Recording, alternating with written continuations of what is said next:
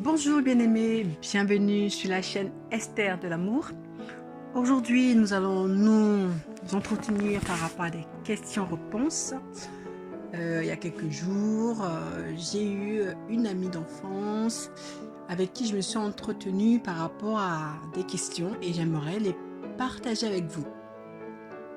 Lui, elle me pose la question, Esther, comment faire parce que j'aimerais reprendre une vie vraiment différente d'avant. Je ressens dans le cœur de me préserver avant le mariage avec mon nouveau partenaire et tout. Et moi, je sais que je ne suis plus vierge, mais que faire? Que faire pour ne plus avoir des rapports sexuels avec un partenaire avant le mariage? Parce que je ressens vraiment cela dans mon cœur et c'est très fort, mais je ne sais pas comment faire. Si mon nouveau partenaire me demande si je suis encore vierge, c'est faux, je dirais la vérité, mais il ne va pas comprendre pourquoi lui n'aura pas droit d'avoir des rapports avant le mariage alors que je ne suis plus vierge. Du coup, la pauvre, elle était complètement un peu chamboulée par rapport à tout ça et je pense que c'est pas la seule, on est tous passés par là. Euh, reprendre une vie nouvelle, reprendre une vie nouvelle avec Christ, marcher à nouveau avec Christ, avec notre ancienne vie passée qui peut nous rattraper. Comment faire avec les deux vies? Comment s'organiser? Comment se positionner?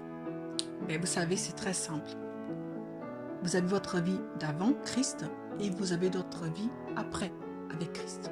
Donc, vous venez à Christ comme vous êtes. Comme vous êtes.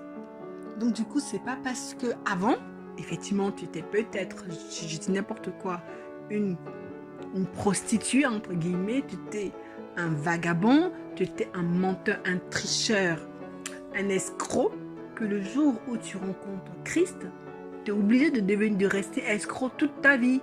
Tu es obligé de rester menteuse, menteur toute ta vie, de rester un voleur toute ta vie. Non, quand Christ te saisit, quand tu donnes ta vie à Christ, il te change. Ta vie passée est passée. Ce n'est pas parce que tu n'es plus vierge que tu es obligé de continuer dans une vie d'impureté, une vie qui ne n'honore pas Dieu jusqu'à la fin. Non, tu peux recommencer à zéro. La page est devenue blanche et tu repars à zéro. Si l'homme qui vient dans ta vie et que tu es honnête, tu lui dis non, j'ai connu déjà des hommes et que maintenant je veux vivre différemment par rapport à ce que Père me recommande parce que c'est la bonne chose pour moi. Je vais me préserver jusqu'au mariage. À partir de maintenant, je vais me préserver jusqu'au mariage. Si le jeune homme ne comprend pas, c'est que c'est pas le bon. Parce que si maintenant tu es, en tant que chrétien, tu veux vraiment marcher avec Christ, mais attache-toi à un homme qui comprend ça, qui est aussi chrétien. Ça va de soi. Qui va aussi comprendre qu'effectivement, lui aussi doit aussi se préserver. Voilà. Lui aussi doit se préserver pour que cette bénédiction que la Bible réserve à ceux qui se préservent jusqu'au mariage vous soit donnée. Parce qu'il y a la poisse aussi qui est, qui est liée au fait de se donner à des hommes alors qu'on n'est pas marié. Il y a une poisse, il y a une malédiction qui tombe sur toi, tu t'en rends pas compte, mais ça peut être désastreux aussi pour ta vie. Et c'est important de pouvoir, à la base de la parole de Dieu, dire à ce jeune homme, à ce frère en Christ, que c'est comme ça. Dieu nous appelle à la sanctification, Dieu nous appelle à nous préserver avant le mariage. Et c'est lui qui nous donne la force de tenir, parce que la sœur en question me disait, comment elle va aussi faire pour tenir? Eh bien c'est simple, c'est Christ qui donne la force. Le Saint-Esprit vient en nous pour nous donner cette force de tenir.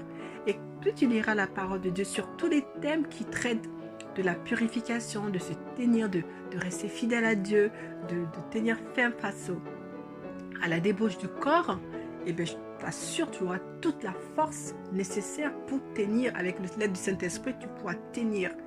Et si l'homme est le vrai pour toi, ce n'est pas parce que tu ne couches pas aujourd'hui qu'il va fuir. S'il fuit, c'est que ce n'est pas le bon, tout simplement. C'est pas le bon, ne pleure pas. Si un homme ne veut pas de toi, ben tu ne veux pas non plus de lui.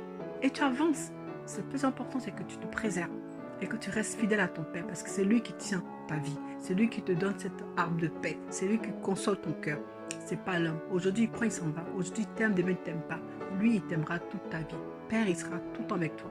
Sois béni Et surtout si tu as encore envie de parler de plus de ça, parce qu'en 5 minutes, je ne peux pas tout étayer, n'hésite pas à me laisser un mot en commentaire pour qu'on puisse en parler.